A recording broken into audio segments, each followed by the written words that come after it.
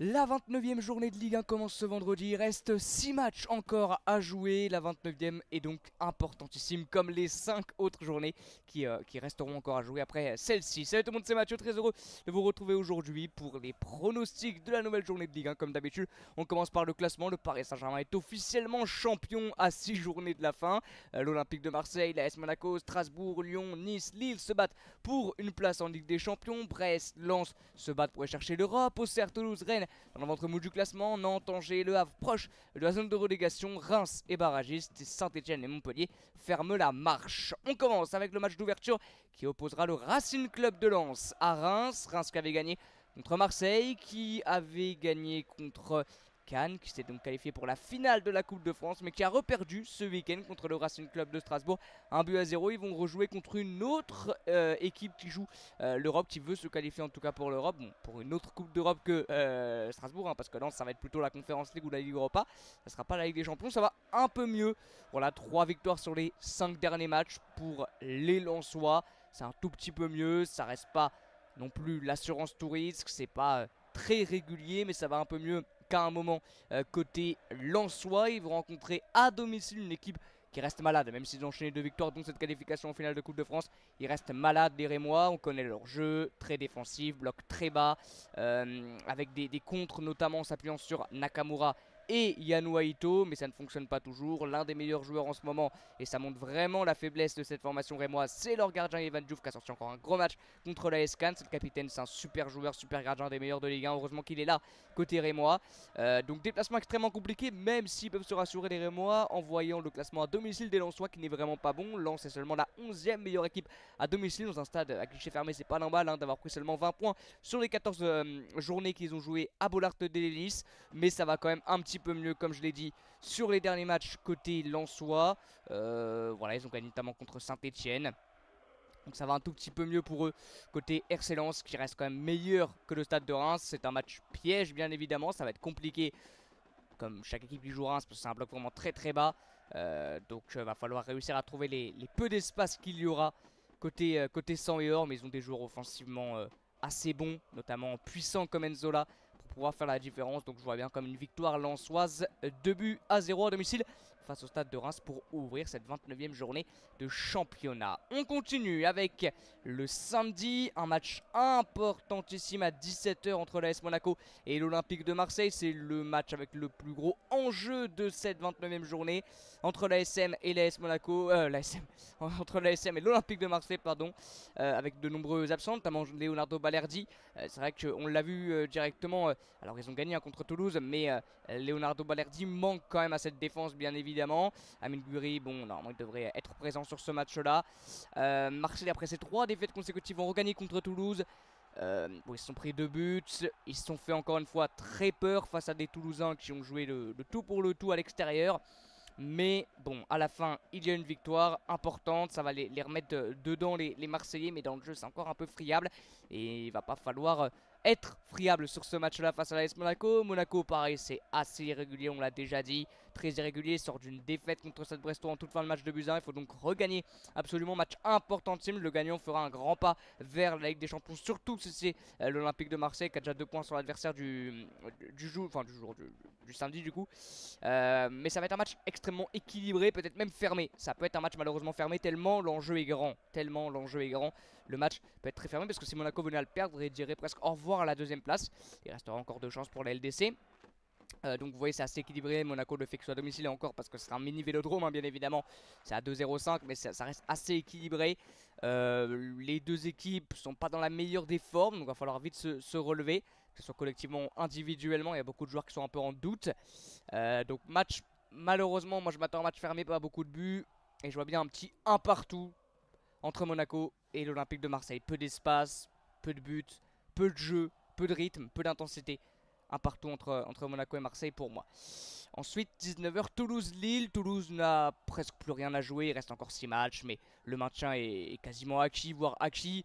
Mathématiquement, ouais, ils ont 11 points d'avance. Bon, mathématiquement, c'est pas acquis de chez acquis, mais c'est comme si c'était le cas, bien évidemment. Toulouse ne descendra pas en Ligue 2, ils peuvent rien espérer en haut du classement, rien craindre en bas. Donc ça va se battre pour préparer tranquillement la saison prochaine. Par contre, face à eux, bien sûr, le LOSC joue et joue très gros. On l'a déjà dit, mais depuis leur élimination contre Dortmund en Ligue des Champions, ça va mal. Côté lillois, ça va très mal, notamment cette défaite contre Nantes. Ils avaient gagné contre Lens, mais c'était catastrophique dans le jeu. Ils ont perdu contre Lille, un concurrent direct pour la Ligue des Champions. Là, c'est pas un concurrent direct, mais c'est un déplacement délicat du côté de Toulouse au Stadium. C'est compliqué parce que Toulouse est plutôt bon globalement. Voilà, à domicile, c'est pas exceptionnel, mais globalement, je l'ai déjà dit, ils sont capables de vraiment gêner n'importe qui. Lille a du mal aussi à se déplacer, donc ça ressemble aussi à un match piège parce qu'en face, ils n'auront vraiment plus rien à jouer, on va le dire comme ça, donc plus rien à perdre, voilà. Donc ils vont jouer à fond à domicile. En plus de ça, ils veulent remercier et puis surtout faire plaisir à leur public, les Toulousains. Donc ça va se donner à fond, ils sont largement capables de battre cette équipe lilloise, vraiment dans le doute. Il va falloir se reprendre côté Lille, même individuellement, il y a beaucoup de joueurs aussi qui sont pas très bien en ce moment côté lillois. Et depuis cette élimination contre Dortmund, ça fait encore plus mal. Donc je vois bien une rencontre assez accrochée, une victoire à l'arraché du LOSC en fin de match, dans les 10 dernières minutes, 2-1. Voilà, une défaite 1-0 à la mi-temps et Lille a réussi à retourner le match. Je vois bien un petit 2-1 pour le LOSC, mais le match pas facile, hein, bien évidemment. Strasbourg-Nice, alors là aussi il y a de l'enjeu, là aussi il y a énormément d'enjeux. Autre match entre concurrents directs à la Ligue des Champions entre Strasbourg et Nice, ça va être un match énormissime entre Strasbourgeois qui ne savent plus perdre, hein, ça fait très longtemps qu'ils n'ont plus perdu. Les joueurs du Racing Club de Strasbourg, mieux que ça, gagnent tout. Ils sont sur, je sais plus, une série de folle, hein, de 5 matchs consécutifs avec une victoire, 5 victoires consécutives. Ils prennent en plus peu de buts, avec 3 petits buts seulement encaissés sur les 5 derniers matchs. C'est très fort, défense très solide, offensivement c'est très fort, ça joue bien, c'est agréable à regarder. Côté Strasbourgeois, ils vont donc jouer Nice. Nice c'est un peu moins la rigolade, on va dire, dans les matchs et dans les résultats précédents, parce que c'est pas très régulier non plus côté niçois. Ça perd des points face à des équipes sur lesquelles tu ne devrais pas perdre de points, notamment Nantes à domicile. Ça fait 5 derniers matchs, une seule victoire contre Saint-Etienne.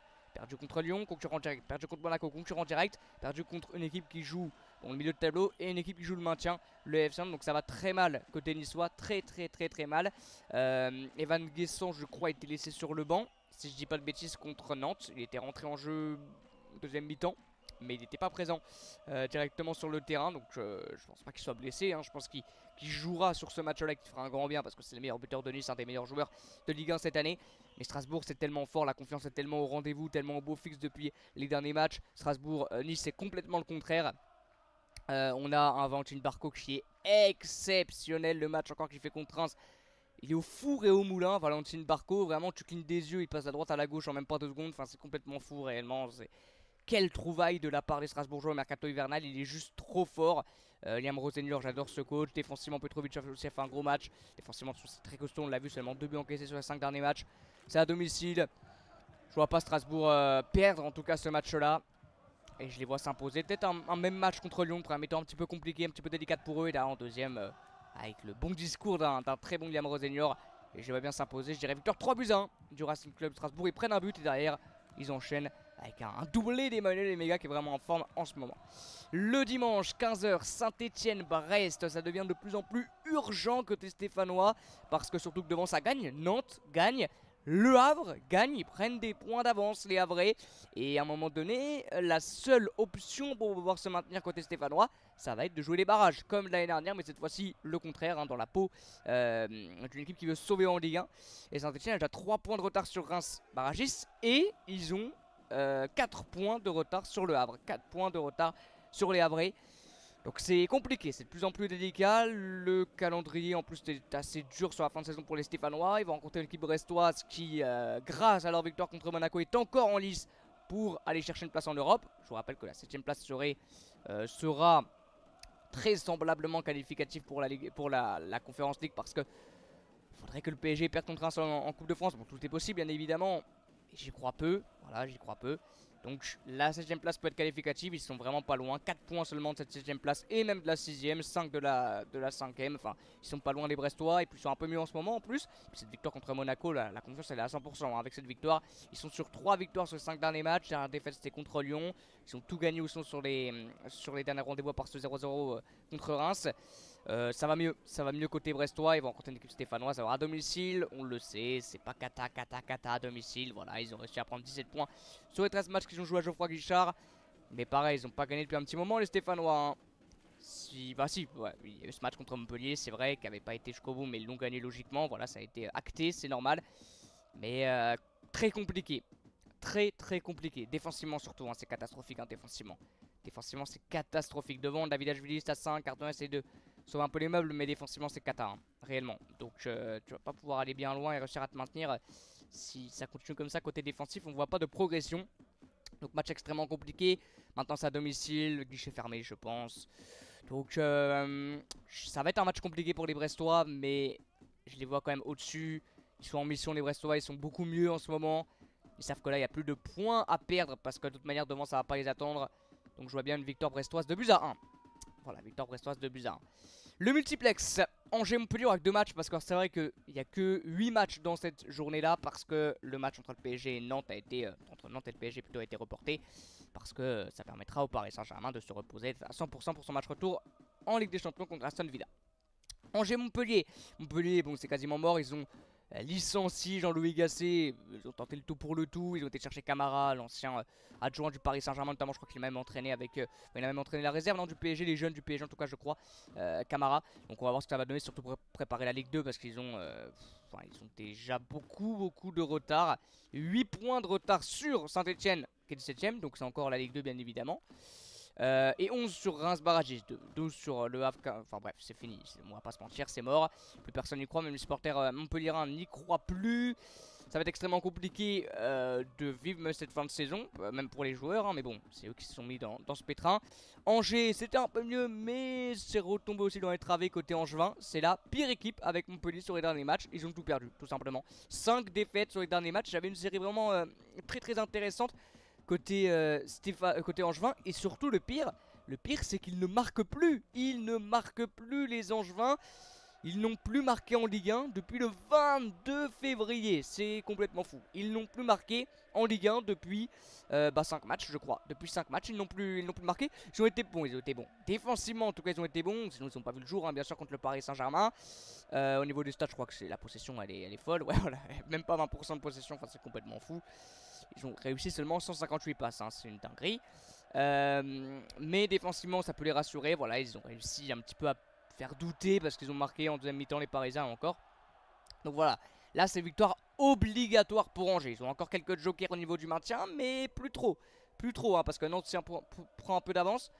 Donc là c'est victoire obligatoire contre une équipe montpelliéraine qui ne sait plus gagner du tout, qui n'a plus envie de jouer. Donc là voilà, victoire obligatoire, ils ont récupéré Abdelli, voilà, donc ça va faire du bien. C'est à domicile. Bon, je vois pas Montpellier s'imposer. Surtout ça. C'est pas je vois Angers s'imposer, surtout je vois pas Montpellier s'imposer. Donc je vois bien une victoire, allez, 2 buts à 1 aussi côté Angevin. Et on termine avec le Havre-Rennes. Rennes, c'est pas encore sûr, hein, genre je pense qu'ils vont se maintenir très sincèrement les Rennais. Enfin, je les vois pas avec l'effectif qu'ils ont, avec la deuxième partie de saison qui est plutôt bonne. Depuis surtout l'arrivée d'Abib Bey, je les vois absolument pas descendre. Mais ça reste une saison catastrophique quoi qu'il arrive. Côté Rennais, ils ont perdu contre Auxerre. Bon, Auxerre c'est très facile, enfin très fort cette année. Mais bon, ils ont perdu à domicile, donc ça fait mal. 3 défaites sur les 5 derniers matchs. Côté Rennais, ils vont jouer contre le Havre qui est en pleine bourre, qui est vraiment bien. Maintenant les Havrais à domicile c'est pas bon, hein. C'est 1 ou 2 victoires seulement je crois. 3 victoires seulement. Mais ça va un peu mieux, la confiance est au rendez-vous. C'est une équipe qui ne lâchera rien jusqu'au bout, qui a des joueurs vraiment, qui a fait un bon mercato hivernal. Un mercato hivernal vraiment d'une équipe qui veut se maintenir par rapport à Saint-Etienne notamment et à Montpellier. Le Havre a vraiment fait un très bon mercato hivernal. Et ça se voit parce que pour le moment ils sont plutôt pas mal hein, les Havrais. Ils ont pris un petit peu d'avance sur Saint-Étienne 17ème, un point d'avance sur le barrage. Donc ils vont rencontrer une équipe rennaise qui n'est pas encore 100% sauvée. Donc qui va devoir jouer à fond bien évidemment cette fin de saison. Parce que c'est pas encore 100% le cas hein, qu'ils soient sauvés, qu'ils soient encore en Ligue 1 l'année prochaine. Mais bon je pense sincèrement avec l'effectif qu'ils ont, qu'ils ne descendront pas. N'hésitez pas à me dire supporters rennais. Mais ils vont pas descendre Rennes. Enfin, je les vois pas descendre, impossible. Ça prépare la saison prochaine. J'espère avec Abib Bey qui est un très bon coach. Mais ça peut être un match délicat parce qu'en face, le Havre, ça va vraiment jouer le coup à fond et ça va être un match compliqué pour Rennes. Hein. Ça va être un match compliqué pour Rennes. Puis cette défaite va faire mal, je pense aussi. Ça va être un match extrêmement compliqué pour Rennes. Parce que Le Havre est mieux. Sur les 5 derniers matchs, Le Havre c'est beaucoup mieux. Le Havre c'est 3 victoires sur les 5 derniers matchs. Hein. Une seule défaite c'était contre Lyon. Sinon ça gagne, ça marque, ça prend peu de buts. Donc c'est pas mal côté Havrais. Et à Rennes ça reste quand même une belle équipe. Et au-dessus bien sûr du Havre. Mais Le Havre en fait c'est leur esprit de guerrier sur cette fin de saison qui me fait dire qu'ils peuvent aller chercher ce genre de victoire. Donc je vais mettre une courte victoire. Quoique non parce qu'ils encaissent quand même pas mal de buts. Allez, victoire. Soit une victoire à l'arraché du Havre, soit un 2-2. Je vois pas Rennes perdre quand même parce que 2 défaites consécutives contre Auxerre, Le Havre ça va faire mal. Allez 2-2. 2-2 entre Le Havre et Rennes. Compliqué à pronostiquer ce match là. Et on termine avec le Auxerre-Lyon. Très intéressant ce Auxerre-Lyon. Il manque peut-être quelques points à Auxerre pour officialiser mathématiquement son maintien. Mais ouais, c'est comme Toulouse, hein, même Rennes, voilà. Eux je pense que c'est même quasiment officiel mathématiquement. Hein. Ils ont plus de 10 points d'avance. Ils en ont... Ouais, ils en ont beaucoup. Non, ils ont moins de 10 points, pardon. Ils ont moins de 10 points d'avance sur la 16ème place, mais ils ont 8 points d'avance sur la 16ème place, mais ils en ont beaucoup sur la 17ème. Bon, ça va le faire pour Auxerre qui a fait une très bonne saison, qui va recevoir l'Olympique Lyonnais. Et Lyon qui joue aussi bien sûr avec des champions. Auxerre, ils sont capables de battre absolument tout le monde, surtout à domicile, on le sait, c'est une des meilleures équipes à domicile. Ils ont perdu seulement 2 fois. Et ils ont gagné 7 fois. Ils ont notamment tenu en échec le Paris Saint-Germain, le LOSC, ils ont gagné contre l'OM. Donc Lyon, ça ressemble à un match piège, surtout qu'ils auront joué leur match en Ligue Europa contre Manchester United, le match aller. Donc, physiquement, ça va déjà un petit peu emprunter. Et puis ils auront aussi en tête le match retour. Donc Auxerre peut le faire, en tout cas peut les tenir en échec. Je vois bien un partout entre Auxerre et l'Olympique Lyonnais. Voilà les amis, merci beaucoup d'avoir suivi comme d'habitude cette vidéo des mercredis, cette vidéo prono des mercredis. Merci beaucoup de l'avoir suivi, on se retrouve comme d'habitude très bientôt pour de nouvelles vidéos, nouveaux lives. A très bientôt les amis, comme d'habitude n'hésitez pas à mettre votre pronostic dans l'espace commentaire. Merci à ceux qui le font chaque mercredi, vous êtes nombreux et c'est souvent les mêmes. Donc merci énormément à ceux qui sont là tous les mercredis. Merci beaucoup à vous, à très bientôt les amis et ciao.